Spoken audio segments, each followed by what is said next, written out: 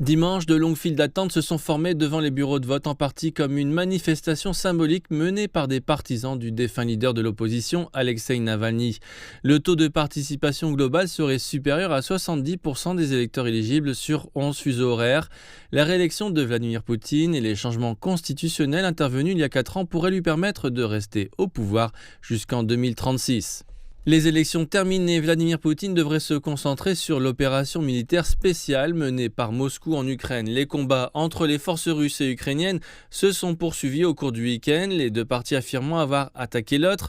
L'opération de Moscou en Ukraine a déclenché des sanctions sans précédent de la part des pays occidentaux qui ont frappé l'économie russe.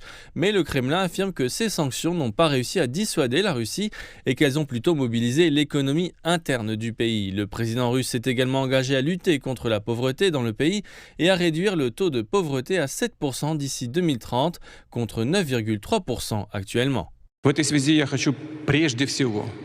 Je tiens tout d'abord à remercier les citoyens de Russie. Nous formons une seule équipe. Tous les citoyens qui sont venus voter dans les bureaux de vote. Une fois de plus, je tiens à le dire, c'est très important. Cela n'a pas de caractère formel. La source de l'autorité dans la nation est le peuple russe.